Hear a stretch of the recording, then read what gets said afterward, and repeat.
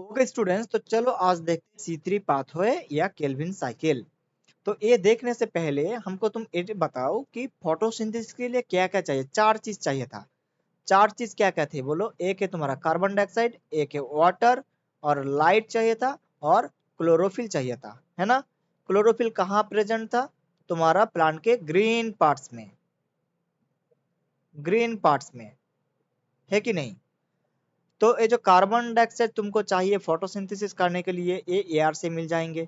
ये जो वाटर चाहिए था, ये तुमको मिट्टी से मिल जाएंगे।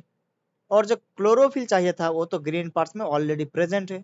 और लाइट जो हमको चाहिए, वो तो हमको सन से मिल जाएंगे, तब जाकर हमारा ग्लूकोज बनेंगे।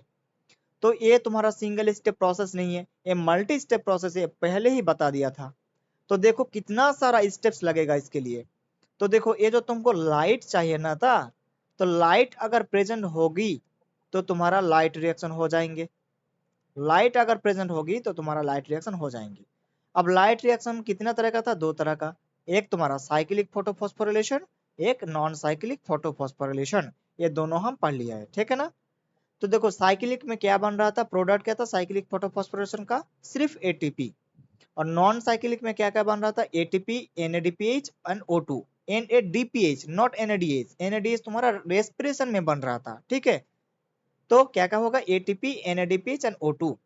तो अगर पूछे तुमको कि बोलो लाइट रिएक्शन का प्रोडक्ट क्या है, तो तुम ये तीनों बताओगे, ठीक है। एटीपी, एनएडीपीएच एंड O2, ये तीनों होगा तुम्हारा लाइट रिएक्शन का प्रोडक्ट। अगर तुमको ये पूछे कि बोलो साइक्लिक फोटोफॉस्फोरेशन और नॉन साइक्लिक फोटोफॉस्फोरेशन में कॉमन प्रोडक्ट कौन है, तो एटीपी हो जाएगा। इधर भी एटीपी, इधर भी एटीपी, तब हमारा आंसर क्या होगा? एटीपी होगा, ठीक। अब देखो, लाइट रिएक्शन तो हम पढ़ लिया ऑलरेडी। अब देखो कहेंगे हम डार्क रिएक्शन। डार्क रिएक्शन का मतलब क्या है? अगर लाइट प्रेजेंट होगा तो तुम्हारा तो लाइट रिएक्शन हो जाएंगे। तो अगर लाइट नहीं रहेगा तो तुम्हारा डार्क रिएक्शन होगा, जाहिर सी बात है। लेकिन ये डार्क रिएक्शन जो है ना, ये टर्म एक मिसनोमर है, ठीक है। डार्क रिएक्शन का मतलब ये नहीं है कि ये सिर्फ डार्क में होगा। ये लाइट में भी हो सकता है, डार्क में भी हो सकता है, ठीक है। ये डिपेंड करता है तुम्हारा प्रोडक्ट ऑफ लाइट रिएक्शन के ऊपर। ये जो तुम्हारा लाइट रिएक्शन में जो प्रोडक्ट बन रहा है, एटीपी, एनएडीपीएच, O2, ठीक है।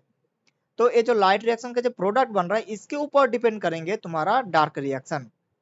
ये जो तुम्हारा लाइट रिएक्शन में जो O2 बन रहा था ना, ये तो तुम्हारा डिफ्यूज होके बाहर चला जाएगा, एटमोस्फेयर में चला जाएगा। बाकी कौन कौन पड़ा रहेगा बोलो? एटीपी और एनएडीपीएच। तो ये जो एटीपी और एनएडीपीएच बन रहा है, इन दोनों को यूज करेंगे हम डार्क रिएक्शन में, ठीक है। डार्क रिएक्शन में हम इन दोनों को यूज करके हम डार्क रिएक्शन करेंगे। चाहे तुम्हारा लाइट हो या ना हो, अगर उसका प्रोडक्ट है, एटीपी एनएडीपीएच है, तो हमारा डार्क रिएक्शन हो जाएगा। It's only depends on the product of light reaction.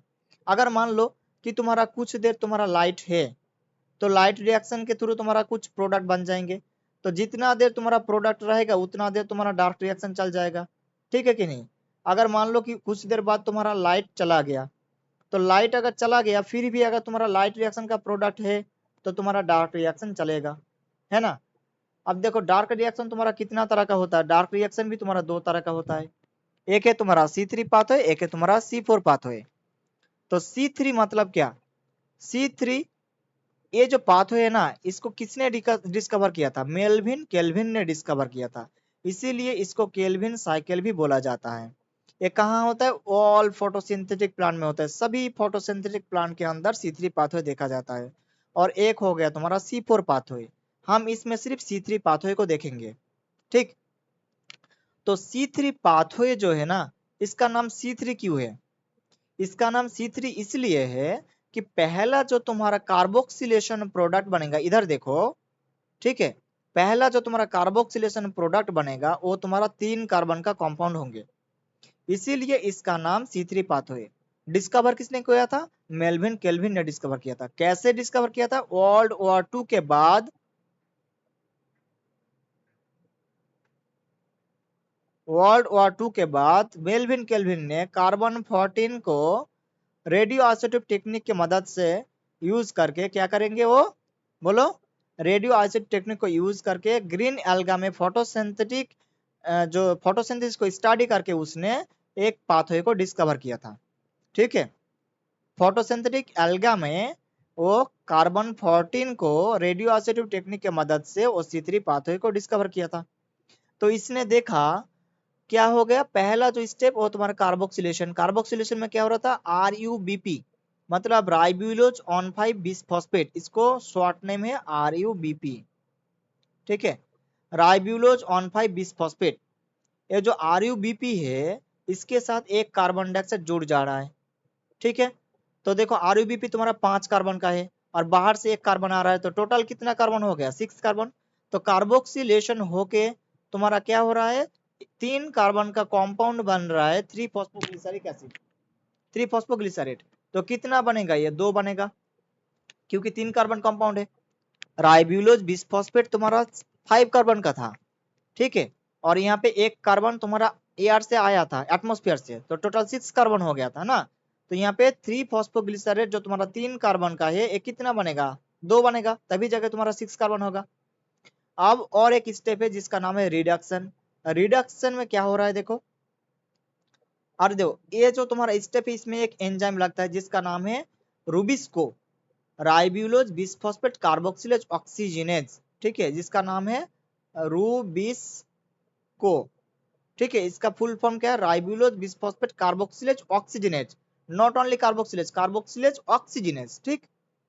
आप देखो ये जो तुम्हारा रिडक्शन वाला जो स्टेप है इसमें क्या हो रहा है, एक ATP तुम्हारा यूज हो रहा है, ATP से ADP बन रहा है, और NADPH जो तुम्हारा लाइट रिएक्शन में बना था, इधर देखो जो लाइट रिएक्शन में बना था वो तुम्हारा वापस NADP प्लस में कन्वर्ट हो जा रहा है, ठीक। तो तब जाकर तुम्हारा क्या बन रहा है, ट्रायोज फॉस्फेट बन रहा है। ट्रायोज फॉस्फेट कितने कार्बन का, बोलो, ट्रायोज फॉस्फेट कितने कार्बन का, 3 कार्बन का। तो ये भी कितना बनेंगे, 2 बनेंगे, ठीक है।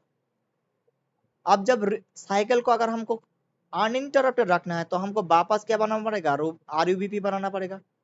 तो देखो अगर वापस बनाना पड़ेगा रीजनरेशन के थ्रू, तो इधर भी देखो तुम्हारा एक ATP लग रहा है कि नहीं, इधर भी हमको एक ATP खर्च हो रहा है, तब जाके तुम्हारा ट्रायोज फॉस्फेट से तुम्हारा 5 कार्बन का कंपाउंड RUBP बनेगा। तो इधर तो तुम्हारा टोटल 6 कार्बन था, तो 6 कार्बन से तुम्हारा 5 कार्बन बन जा रहा है, 5 कार्बन कंपाउंड RUBP बन जा रहा है ना, RUBP बन जा रहा है। तो एक कार्बन कहाँ चला गया भाई, जो एक कार्बन चला गया ना वो इधर देखो तुम्हारा ग्लूकोज बनाने में खर्च हो गया, ठीक है। एक कार्बन तुम्हारा ग्लूकोज बनाने में या सुक्रोज बनाने में खर्च हो गया, ठीक है, मान लो कि ग्लूकोज बनाने में खर्च हो गया एक कार्बन। तो देखो अगर तुम यहाँ से एक कार्बन डाइऑक्साइड को फिक्स करोगे, एयर से लोगे, तो तुम्हारा इधर इधर देखो एक ही कार्बन यूज हो रहा है ग्लूकोज बनाने के लिए।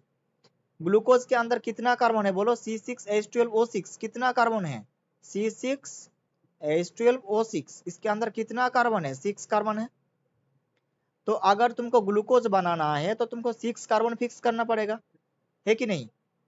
तो इधर तो देखो एक साइकिल अगर चलेगा तो एक ही कार्बन आ रहा है, हमको एक ही कार्बन डाइऑक्साइड फिक्सेशन हो रहा है, हमको कितना फिक्सेशन करना है, 6 कार्बन डाइऑक्साइड फिक्सेशन करना है। इधर देखो, इधर गौर करो, रिएक्शन में 6 कार्बन डाइऑक्साइड फिक्सेशन करना है। तो 6 कार्बन डाइऑक्साइड फिक्स करना है तो हमको कितना साइकिल चाहिए, एक ग्लूकोज बनाने के लिए 6 साइकिल चाहिए, क्योंकि ग्लूकोज के अंदर तुम्हारा टोटल 6 कार्बन है, एक कार्बन फिक्स हो रहा है एक साइकिल के अंदर, तो 6 कार्बन डाइऑक्साइड फिक्स होंगे कितना कार्बन, कितना साइकिल के अंदर बोलो, 6 साइकिल चलेंगे तब, ठीक है। अब एक साइकिल में ये जो रिडक्शन वाला स्टेप है इसमें तुम्हारा 2 ATP खर्च होता है और 2 NADPH खर्च होता है एक साइकिल में, रिडक्शन वाले स्टेप में। और रिजनरेशन स्टेप में तुम्हारा 1 ATP खर्च होता है। तो बोलो एक साइकिल में तुम्हारा कितना ATP खर्च हो रहा है, 1 साइकिल में कितना ATP खर्च हो रहा है, 3 ATP खर्च हो रहा है। रिडक्शन में तुम्हारा 2 और रिजनरेशन में 1, टोटल 3। और कितना NADPH खर्च हो रहा है, 2 NADPH खर्च हो रहा है।